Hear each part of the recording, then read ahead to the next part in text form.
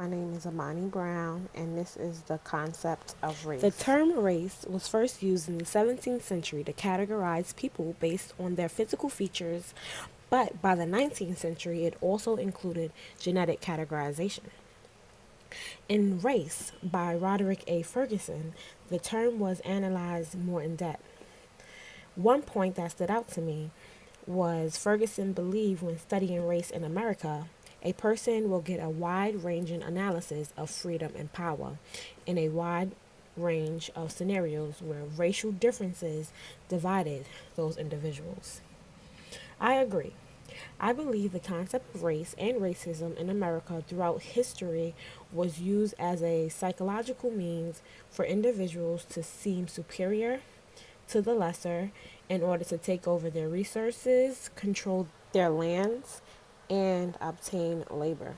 Different races live amongst each other and explored lands throughout the world without much problems. After all, it is a scientific fact that we are all spawned from the continent of Africa. Throughout history, we also know that slavery was normal in a variety of nations and origins. Christopher Columbus and his European companions, including an accomplished explorer, an African Moor born in Spain by the name of Pedro Alonso Nino, traveled into the New World, known as the present day Americas. They embarked on a genocidal quest. The land was then inhabited by Native Americans, which included those of African descent. The natives was exterminated, stripped of their culture, as we can see with Carlisle Indian Industrial School Group photos. They were also used as slaves. After swindling the natives, conducting mass killings, spreading disease, rape, and mixed breeding, and other harsh acts, the land was claimed. When the colonies emancipated, there was a need for self sustaining. Thus, the transatlantic African slave trade was born. A French sailor explained in his depiction of the accounts of the African quote unquote enemy in Revolte sur un bâtiment négrier, which shows the kidnapped slaves revolting and did not go willingly. Psychological tactics were used to keep slaves in order on America, as noted in writings like the Willie Lynch letter in the 17th century, where he said, in order to keep the slaves in order, you must separate the families, beat and rape the men in front of the family so that it would install fear in the woman and dependency in the woman. So, in return, the woman will install fear and dependency of her oppressor and her children. By the 19th century, several states had banned slavery of the now African Americans. This was not a popular change from those profiting on the farmer system. There was a short period of freedom for the blacks, which included obtaining land, businesses, schools, and more. They were self-sustaining. Most of their developments were, however, stripped by racist President Johnson. Laws like the Jim Crow were passed in various states in order to keep the African Americans dependent of the former slave owners and seem inferior to whites. The mass genocides and segregation continued, as did several initiatives to stop racism. Combat the population of blacks and outnumber them, several governments promoted immigration of whites and Asians in order to whitewash the population. This was popular in Brazil from the 19th century and even continues today. Stripping blacks of their success continued, as did the bombings.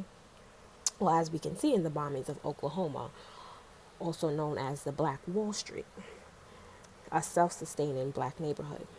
By the 20th century, blacks in America were more independent of their oppressors. They continued to join together and celebrate their culture in various art forms. Like everything else, it was either exploited or imitated. For example, in the music industry, they were used for their creations, and many brand labels would rather see a white face on the music. We see the example in the digital history site where Elvis Aaron Presley got his sound from the blacks of America, but was more acceptable.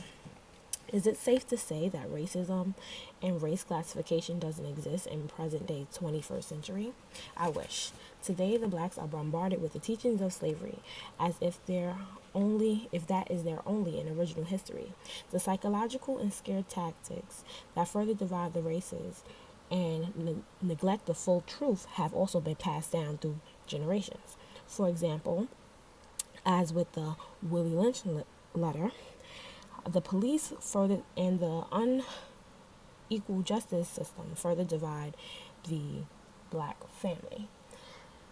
Women are still dependent on government systems like the HRA, and with the fear and the dependency, she installs these teachings in her children. Whitewashing, as in current day Dominican Republic and Brazil, continues, as it was in Cuba and Austria and other continents. Mass killings and racial neglect hidden behind unseen occurrences in order to claim property, like in Hurricane Katrina in Flint, Michigan, also continues. Even present day cinema and radio has separated us as in the days of Jim Crow, when only recently did a black female, Halle Berry, in the 2000s win an honorary award, and she still is the only black female to win the award.